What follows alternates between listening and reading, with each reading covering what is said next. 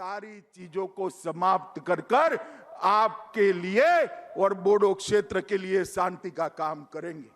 मित्रों, आज मुझे कहते हुए हर्ष हो रहा है, जब 1 साल समाप्त हो रहा है बीटीएडी के आसपास के लिए जो बोडो संगठन की मांग थी कि जनजातीय बाहुल्य आबादी वाले गांवों को बोडो क्षेत्र के अंदर शामिल किया जाए और 60 सीटों तक ले जाने के लिए, यहां से लो ऐसा करना, 60 सीटें बनाने के लिए भी विचार की जाए और इसके लिए एक आयोग का गठन, काम करने का काम हमने समाप्त कर दिया है। ये आयोग अब आसपास के गांवों का सर्वे कर कर निर्णय करेगी। बीटीएडी को बीटीआर के रूप में नामकरण करने का मांग था, उसको भी कर दिया गया है और ये पूरा क्षेत्र अब बीटीआर के नाम से जाना जाएगा। बीटीआर के बाहर रहने वाले बोडो गांवों के विकास के लिए बोडो कचारी वेलफेयर काउंसिल का भी स्थापना कर दिया गया है। जो छुटपुट बोडो भाई रहते हैं उनके विकास के लिए भी असम सरकार चिंता करेगी और बीटीसी और बोडो काउंसिल, वेलफेयर काउंसिल के प्रतिनिधियों को शामिल कर कर एक सलाहकार समिति बनाने का भी काम कर दिया है। नए पदों का सृजन और खाली पद है इसकी भर्ती के लिए असम के मुख्य सचिव की अध्यक्षता में एक कमेटी बनाई गई है जिसमें गृह विभाग के भी प्रतिनिधि होंगे।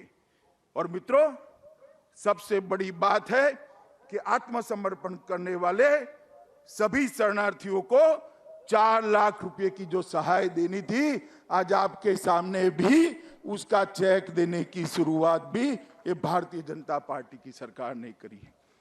बोडो भाषा को सम्मान देने का हमने वादा किया था।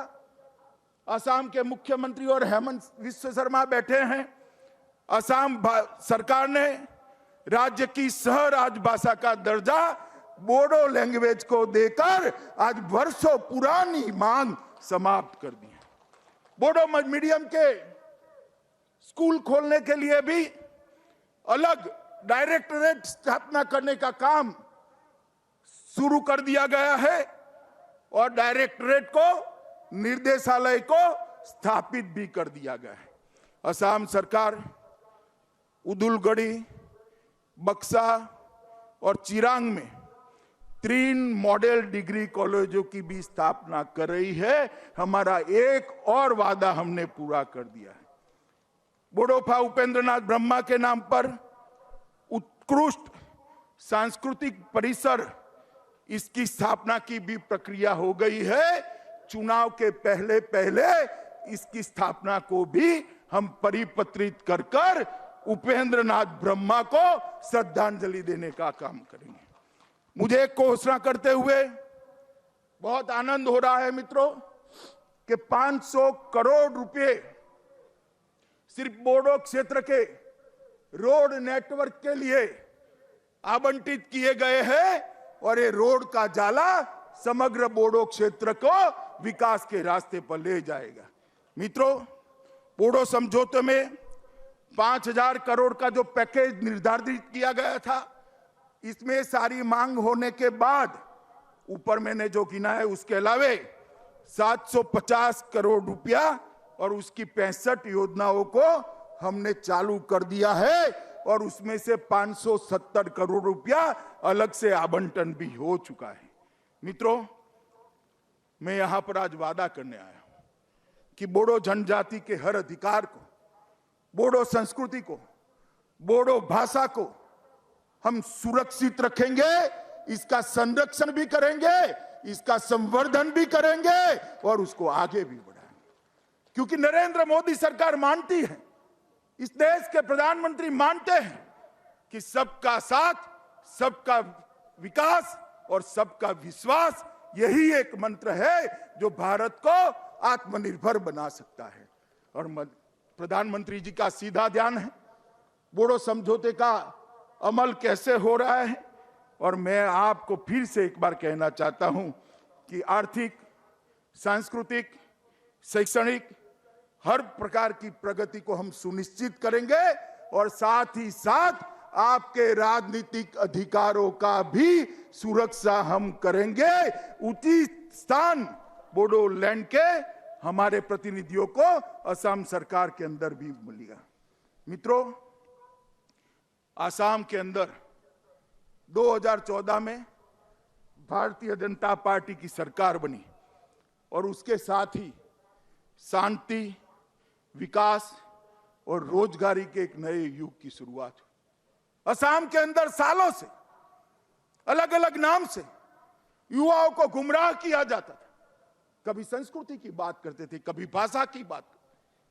कुछ नहीं होने वाला। असम की संस्कृति और भाषा को आपसे ज्यादा सुरक्षित करने का काम भारतीय जनता पार्टी करेगी। इसका ठेका किसी एक पार्टी का नहीं। और ये कांग्रेस पार्टी सालों तक असम को रक्त रंजित करती रही और अलग अलग प्रकार के आंदोलन करती रही। मैं पूछना चाहता हूं, अगर ये आंदोलन न हुए होते तो आज हमारा असम कहां पहुंचा? सर्बानंद जी को मुख्यमंत्री बनाया, हेमंत जी सीनियर मंत्री बने। आज 5 साल में जो 70 साल में विकास नहीं हुआ था, वो विकास असम का हुआ है और ये शांति प्रक्रिया के लिए है।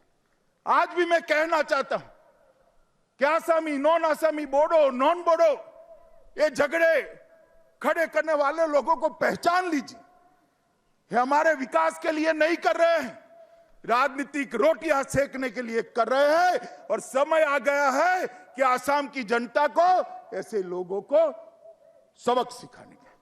मित्रों, कल ही प्रधानमंत्री आए थे। लगभग 106 लाख, 1.06 लाख, 1,06,000 जमीन के पट्टों का वितरण किया। हमारे प्रमोद जी ने भी यहां पर वो पट्टों का वितरण किया। और मित्रों, जिस प्रकार से कोविड महामारी का असम सरकार ने सामना किया है, मैं हृदय से मुख्यमंत्री सर्बानंद सोनोवाल और स्वास्थ्य मंत्री हेमंत विश्व शर्मा को बहुत बहुत बधाई देना चाहता हूं कि इस विकट लड़ाई को बहुत अच्छे तरीके से दोनों ने नेतृत्व किया है। पूरी दुनिया के अंदर 1% के नीचे मृत्यु दर लाना बहुत कठिन माना जाता है और मुझे कहते हुए आनंद है कि असम का मृत्यु दर पूरे भारत में सबसे कम बड़े राज्यों में 0.47% है, आधा % से भी नीचे है। और जो लोग बीमार हुए उसमें से 98% लोग आज स्वस्थ होकर अपने परिवार के पास लौट गए हैं। मैं फिर से एक बार असम के मुख्यमंत्री और स्वास्थ्य मंत्री, ये दोनों की जोड़ी को बहुत बहुत बधाई देना चाहता हूं। मित्रों, टीकाकरण का जहां तक सवाल है, ढेर सारे केंद्र बनाकर टीकाकरण को भी अच्छे तरीके से शुरू हो गए और असम को, पूरे असम के अंदर मोदी जी ने प्रधानमंत्री गरीब कल्याण योजना के तहत अनाज भेजने का काम किया। धान भेजा, गेहूं भेजे, दलहन भेजे, किसानों को 3 बार सहायता भेजी, फ्री गैस के सिलेंडर भेजे, माताओं के बैंक अकाउंट में 3 बार 500 रुपया भेजा गया और 4 लाख कामगार जो बाहर से आए थे उसको असम सरकार ने 4,000 रुपया प्रति व्यक्ति देकर उनके संकट के समय में सहायता की है। और जो विदेश में पढ़ रहे थे छात्र, उसको भी 1,000 अमेरिकन डॉलर की सहायता करने का काम ये भारतीय जनता पार्टी की असम सरकार ने किया है। मित्रों, स्वास्थ्य के क्षेत्र में गुवाहाटी में लगभग नया चिकित्सा महाविद्यालय 800 करोड़ की लागत से, एक एम्स, टाटा ग्रुप के साथ कैंसर अस्पताल, ढेर सारे काम यहां पर किए गए हैं। और सबसे बड़ा काम मैं ये कहना चाहता हूं कि हमारा आसाम गैंडों से जाना जाता है। ये धरोहर है हमारी, दुनिया भर के टूरिस्टों को यहां लाने की। सर्बानंद सोनोवाल ने जंगल को घुसपैठियों से मुक्त कर गैंडों के शिकार पर कंट्रोल लाकर आज ये पूरे क्षेत्र को टूरिज्म के लिए खोला है।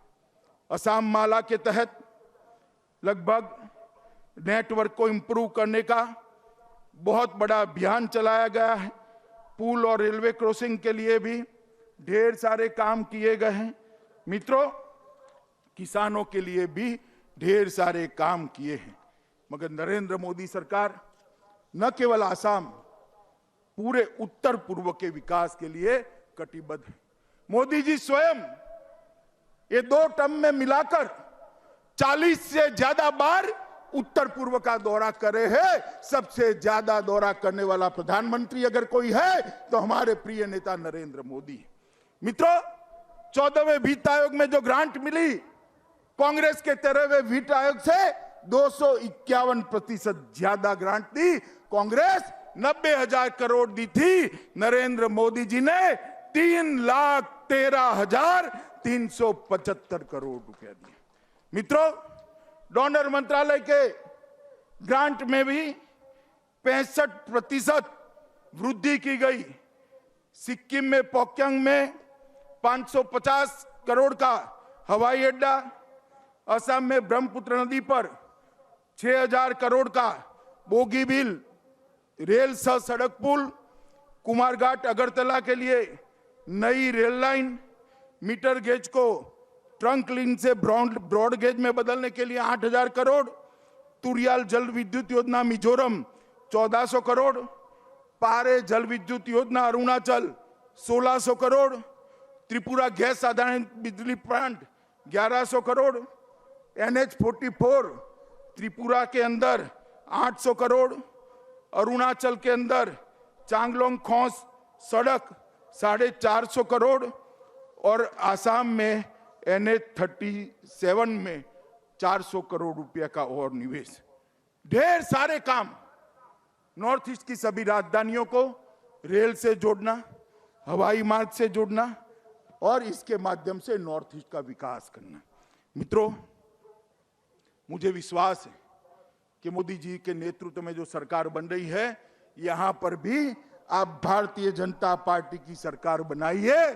भारतीय जनता पार्टी की ये डबल डेकर सरकार इस क्षेत्र का द्रुत गति से बहुत स्पीड के साथ विकास करेगी और विकास के नक्शे पर हमारे आसाम और बोडो क्षेत्र को पूरे भारत में सर्वप्रथम स्थान पर रख देगी।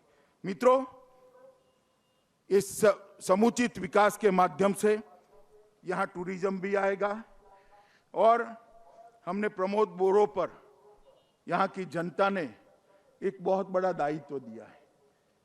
मैं बोरो जी को कहना चाहता हूं कि आप जरा भी चिंता मत करिए। राज्य सरकार और केंद्र सरकार इस क्षेत्र के विकास के लिए आपके पीछे चट्टान की तरह खड़ी है। आप आगे बढ़िए और इस शांति के युग की जो शुरुआत हुई है, इसको अगले चरण में ले जाने का काम करिए। और मित्रों, मैं फिर से एक बार कहता हूं, भ्रष्टाचार मुक्त, घुसपैठिए मुक्त, आतंकवाद से मुक्त और प्रदूषण से मुक्त असम अगर बनाना है तो मोदी जी के नेतृत्व में भारतीय जनता पार्टी भी बना सकती है।